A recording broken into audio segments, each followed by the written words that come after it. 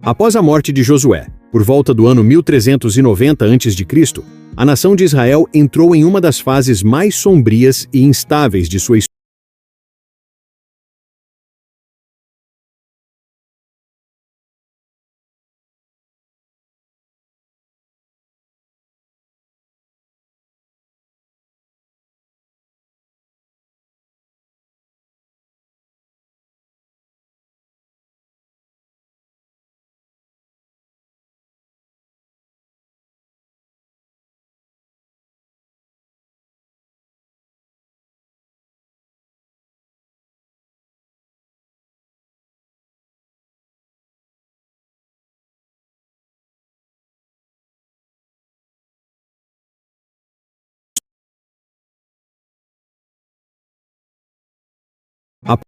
Após a morte de Josué, por volta do ano 1390 a.C.,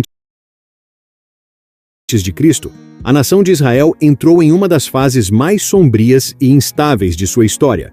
Sem um líder centralizado e cercados por nações pagãs que haviam resistido à conquista de Canaã, os hebreus caíram em um ciclo devastador de apostasia, opressão estrangeira, clamor a Deus e libertação.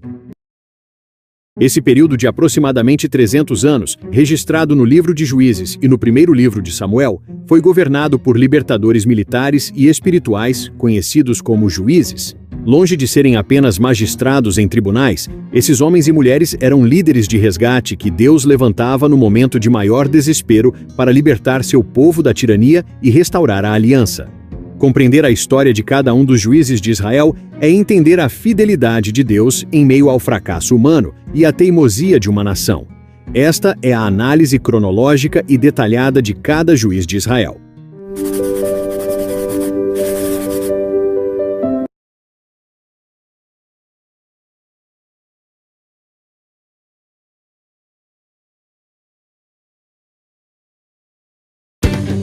A Sabesp investe até no saneamento de suas dívidas.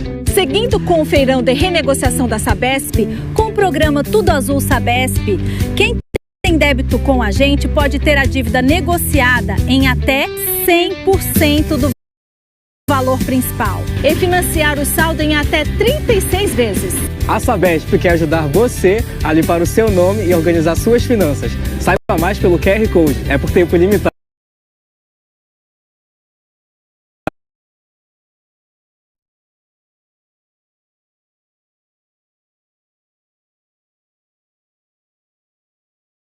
Otniel.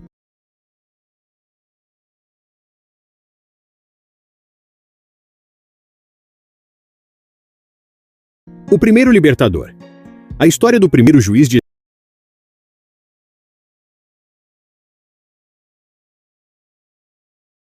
Israel surge por volta do ano 1350 a.C., após a morte da geração de Josué.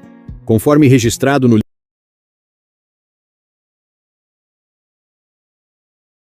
livro de Juízes, capítulo 3, versículos 7 a 11, os israelitas esqueceram o Senhor e serviram aos Baalins e às postes ídolos. Como consequência do julgamento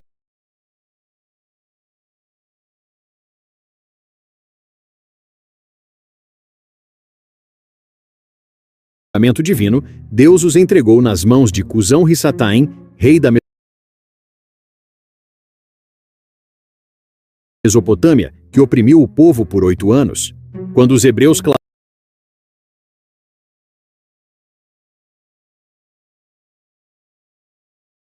clamaram em desespero, o Espírito do Senhor veio sobre Otniel,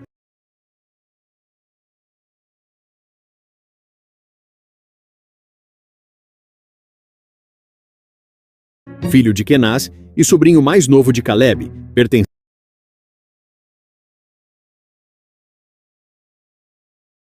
à tribo de Judá. Otniel já havia demonstrado bravura anos antes ao conquistar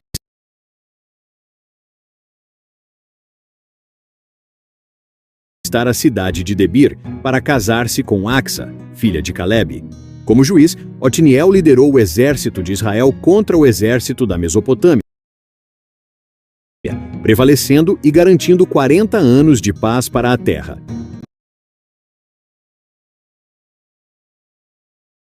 Otniel estabeleceu o padrão ideal do juiz bíblico, um homem de conduta irrepreensível que agiu pela capacitação do Espírito Santo, restaurando a ordem sem deixar registros de corrupção ou falhas morais. 2. Eude, o estratega canhoto.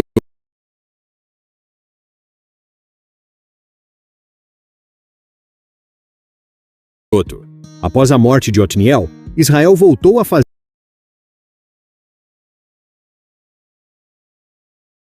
o que era mal perante o Senhor, e o rei Eglon, de Moabe,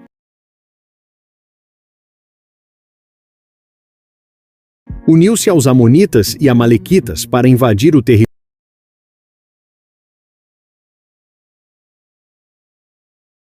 hebreu por volta do ano 1336 a.C. Os moabitas ocuparam a cidade das Palmeiras, que era Jericó, e escravizaram Israel por 18 anos. Em Juízes, capítulo 3, versículo 15, Deus levantou Eude, filho de Gera, da tribo de Benjamim.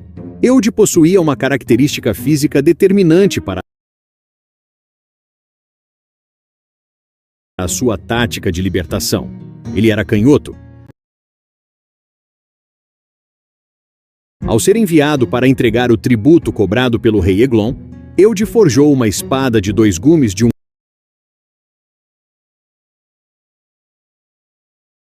côvado de comprimento, aproximadamente 45 centímetros, e a escondeu sob a roupa, do lado direito do corpo, local que os guardas do palácio não costumavam revistar. Após entregar o tributo, Eude pediu uma audiência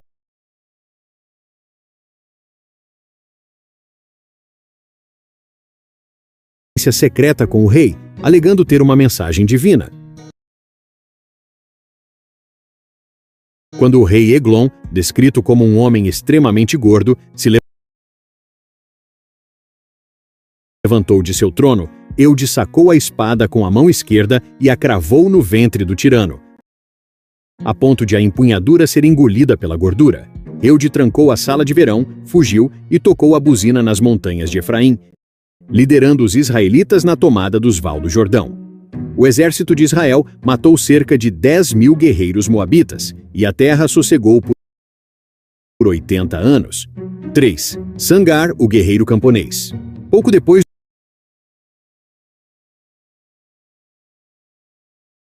dos dias de Eude, por volta do ano 1250 a.C., a região costeira de Israel sofria incursões violentas dos filisteus, que começavam a se expandir para o interior. No capítulo 3, versículo 31 do livro de Juízes, é mencionada brevemente a figura de Sangar, filho de Anate. Embora seja um dos juízes menores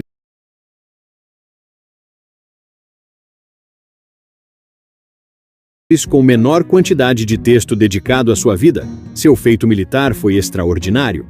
Sem armas de guerra sofisticadas ou um exército organizado, Samgar matou 600 homens dos filisteus usando apenas uma aguilhada de bois, uma vara longa de madeira com uma ponta de ferro usada por agricultores para arar a terra.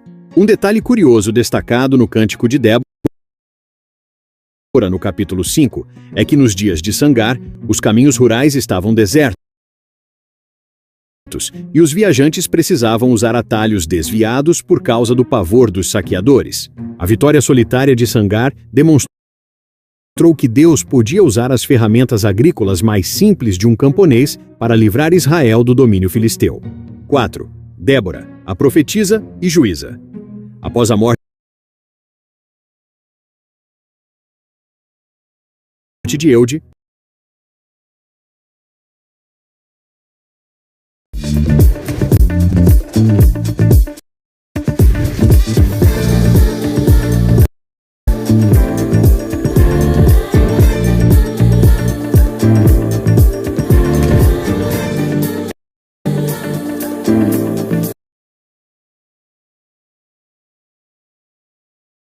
vou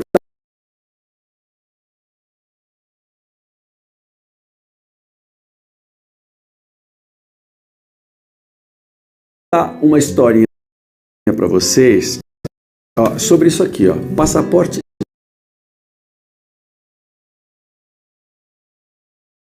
italiano. Talvez seja um pouquinho longa, senta que lá vem a história. São os bisnetos de italiano. A minha irmã mais velha foi a pessoa que sempre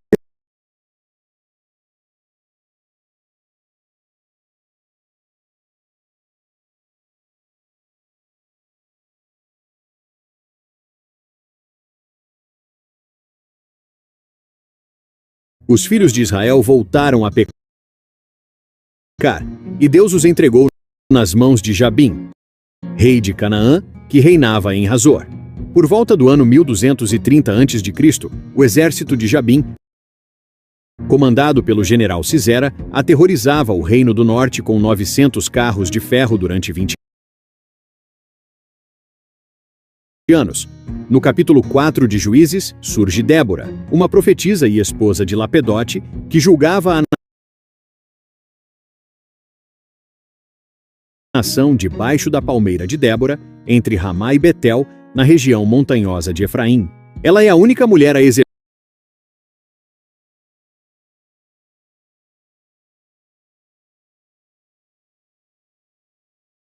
o papel de juíza e líder civil antes da monarquia. Sob orientação divina, Débora convocou o general Baraque, da tribo de Naftali, e ordenou que ele reunisse 10.000 homens no Monte Tabor. Baraque exigiu que Débora fosse com ele para a batalha, ao que a profetisa declarou que a honra da vitória final sobre o general inimigo não seria dele, mas de uma mulher. Quando as forças de Sisera avançaram, uma tempestade providencial transformou o vale do ribeiro de Sissom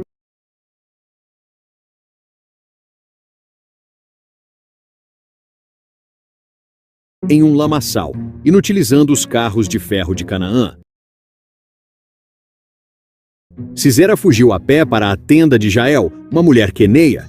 Enquanto Sisera dormia exausto, Jael cravou uma estaca de tenda em sua fonte, matando o general e cumprindo a profecia de Débora. Agora, o próximo bloco nos conduz para um dos momentos mais marcantes da história dos juízes, onde a libertação de Israel não viria de um exército numeroso, mas de um pequeno grupo de 300 homens liderados por um jovem cheio de dúvidas.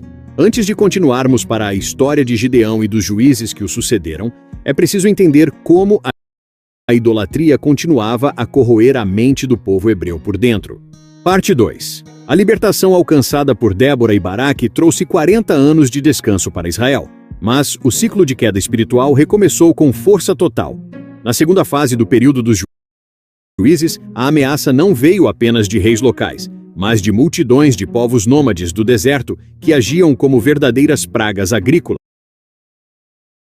destruindo o sustento do povo e forçando os hebreus a se esconderem em fendas e cavernas nas montanhas.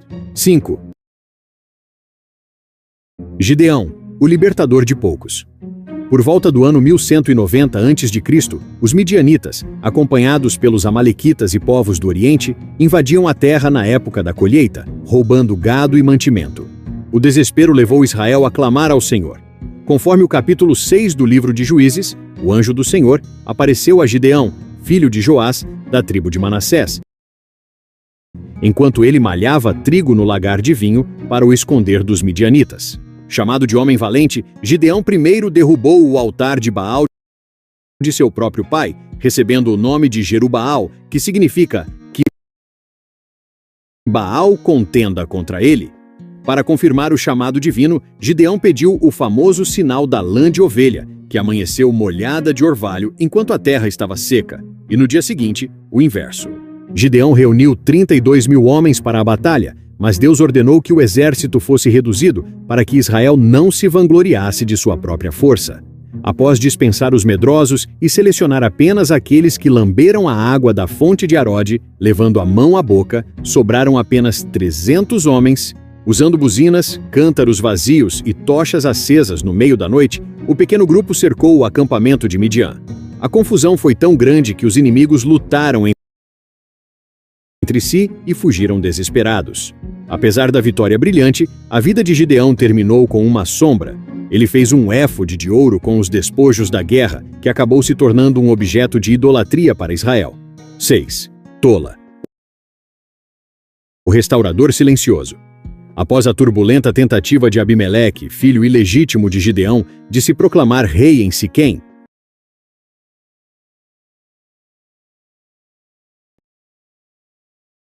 Com a potente fórmula única de Benegrip,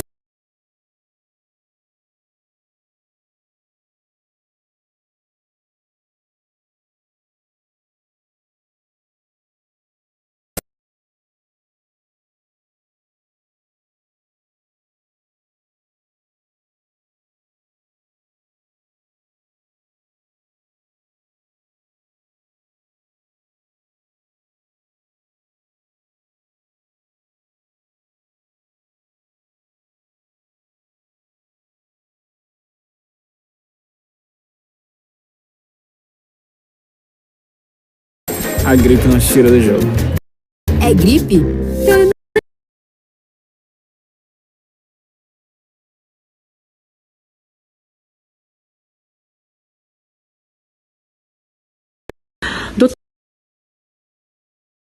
Doutora, o meu pai faleceu. Tem que abrir inventário? Tenho, mas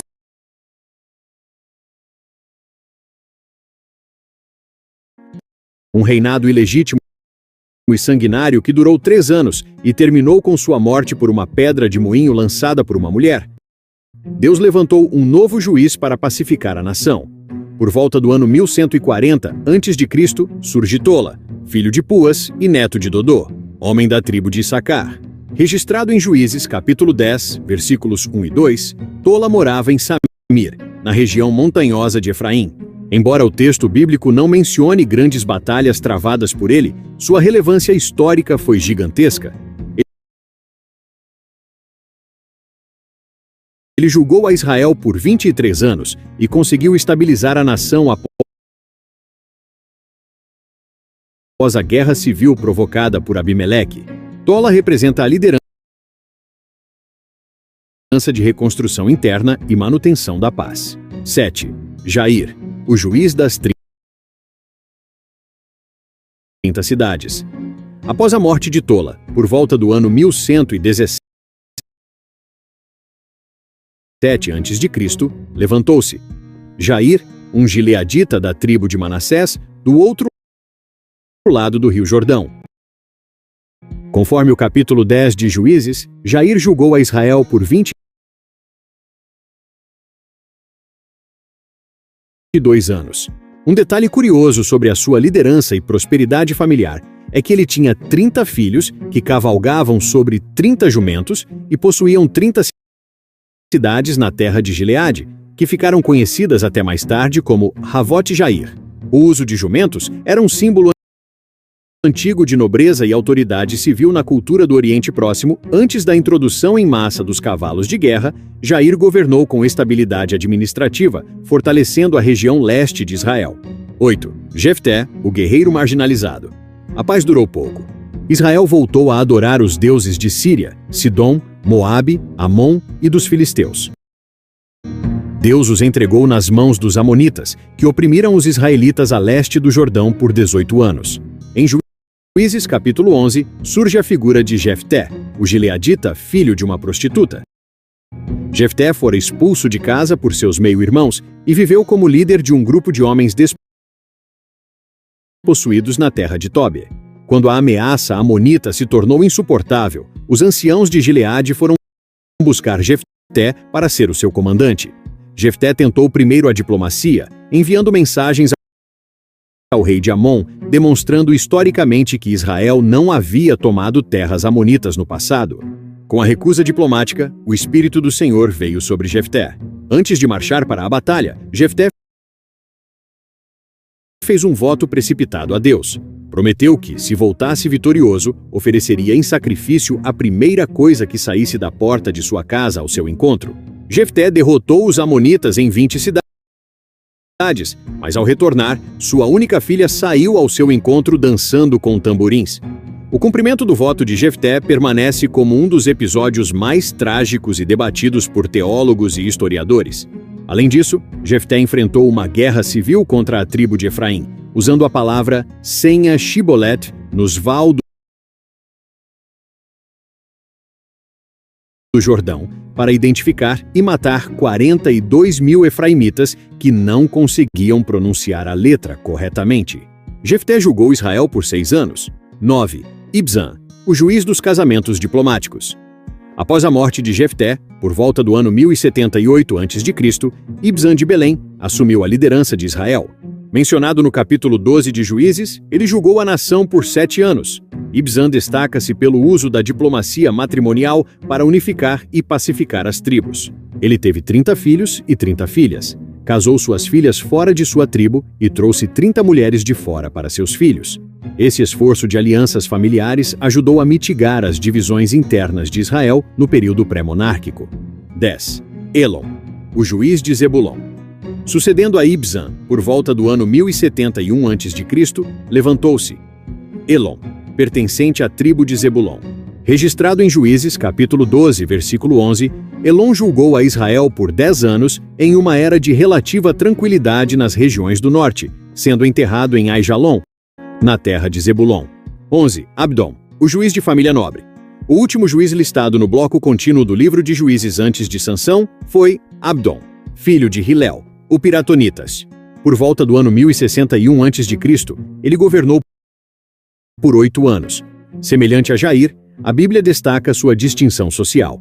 Ele tinha 40 filhos e 30 netos que cavalgavam sobre 70 jumentos. Abdon trouxe um período de ordem e estabilidade civil para a região de Efraim antes do ressurgimento da maior ameaça militar da época, o Império dos Filisteus. Mas há um detalhe que antecede a fase final do período dos juízes. Enquanto líderes civis mantinham a ordem no interior, a costa ocidental de Israel caía sob um domínio sufocante dos filisteus. O próximo libertador não agiria com exércitos, mas com uma força física sobrenatural concedida a um único homem desde o ventre materno. Parte 3. A fase final do período dos juízes marca a transição dolorosa entre a anarquia tribal e a consolidação do reino unificado de Israel. Aqui, os nomes dos últimos juízes se entrelaçam com o sacerdócio no tabernáculo em Siló e o surgimento do profetismo que ungiria os primeiros reis de Israel. 12. Sansão, o herói solitário. A história de Sansão desenrola-se por volta do ano 1040 a.C.,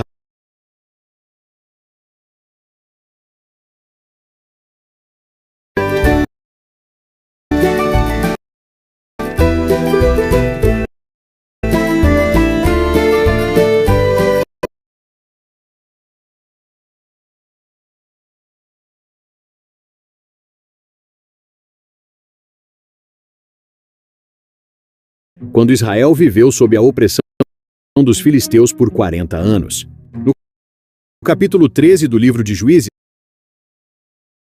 o anjo do Senhor apareceu à esposa de Manoá, da tribo de Dan, que era estéril, anunciando o nascimento de um filho que seria nazireu de Deus desde o ventre. Como nazireu, Sansão não podia beber vinho, tocar em cadáveres ou passar navalha na cabeça. Deus concedeu a Sansão uma força física sobrenatural impulsionada pelo Espírito do Senhor para começar a livrar Israel dos filisteus. Diferente de todos os outros juízes, Sansão nunca liderou um exército. Ele combateu o inimigo sozinho. No entanto, sua vida foi marcada pela fraqueza moral e pela atração por mulheres filisteias. Ele matou um leão com as mãos nuas, derrotou 1000 homens usando apenas a queixada fresca de um jumento em Leí e arrancou as portas da fortaleza de Gaza, carregando-as nos ombros. Sua queda ocorreu ao se apaixonar por Dalila, na fonte de Soreque. Subornada pelos príncipes filisteus, Dalila descobriu que o segredo de seu voto com Deus estava na preservação de suas 7 tranças. Com o cabelo cortado enquanto dormia, Sansão perdeu sua força, foi capturado, teve os olhos furados e foi colocado a rodar um moinho na prisão de Gaza. Em seu ato final, cego e humilhado no templo do deus Dagom durante uma festa inimiga, Sansão clamou a Deus por uma última demonstração de força. Ao empurrar as colunas centrais do templo, ele derrubou a estrutura, matando cerca de 3.000 filisteus na sua morte, mais do que os que matara durante toda a sua vida. Sansão julgou Israel por 20 anos. 13. Eli, o sacerdote e juiz. Embora seja conhecido principalmente por seu papel como grande sacerdote no tabernáculo de Siló, o primeiro livro de Samuel, capítulo 4, versículo 18, declara explicitamente que Eli julgou a Israel por 40 anos, morrendo por volta do ano 1024 a.C. Eli administrou a justiça civil e o culto religioso em Siló em uma época de profunda decadência espiritual.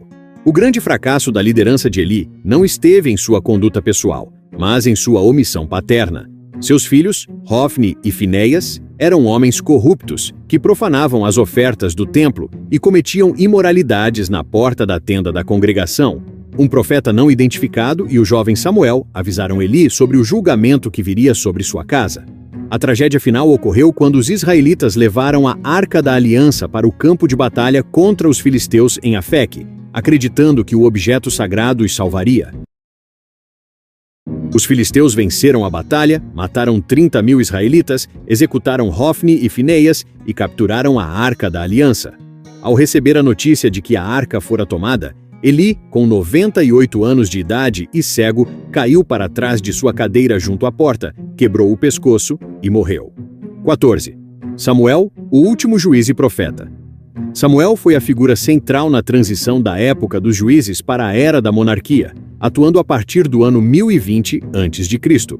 Filho de Ana, uma mulher estéril que o dedicou ao Senhor em Siló, Samuel foi criado sob a tutela de Eli e ouviu a voz de Deus ainda criança. Em 1 Samuel, capítulo 7, vemos Samuel convocando toda a casa de Israel para um arrependimento nacional em Mispá, onde o povo jejuou, confessou seus pecados e lançou fora os Baalins e as Astarotes. Quando os filisteus marcharam para atacar a reunião em Mispá, Samuel ofereceu um holocausto e clamou ao Senhor, que trovejou com grande estrondo sobre o exército inimigo, derrotando-os. Naquele dia, Samuel ergueu uma pedra entre Mispá e Shem e a chamou de Ebenezer, dizendo: "Até aqui nos ajudou o Senhor." Samuel julgou a Israel durante toda a sua vida, fazendo um circuito anual entre Betel, Gilgal e Mispá para ministrar ao povo, retornando sempre à sua casa em Ramá. Quando Samuel envelheceu, seus filhos, Joel e Abias, nomeados juízes em Berseba, não andaram nos caminhos do pai, aceitando subornos e pervertendo direitos. Isso levou os anciãos de Israel a exigirem de Samuel a unção de um rei, para que fossem como todas as outras nações. Embora entristecido, Samuel atendeu à ordem divina e ungiu Saul como o primeiro rei de Israel, e posteriormente Davi. A era dos juízes revela a fragilidade do coração humano quando deixado à sua própria sorte, em um período resumido pela famosa frase final do texto bíblico: "Naqueles dias não havia rei em Israel. Cada um fazia o que parecia direito aos seus olhos." Cada libertador, com suas virtudes heróicas e falhas humanas profundas, apontava para a necessidade de um governo perfeito e definitivo. Para a fé cristã, os juízes foram instrumentos temporários de resgate que anteciparam a necessidade de um libertador perfeito e eterno. O sacrifício e a coragem de homens como Gideão e Samuel, ou a restauração de Sansão no último suspiro, demonstram que a salvação de Deus nunca dependeu da perfeição dos líderes, mas da sua graça inabalável. No fim das contas,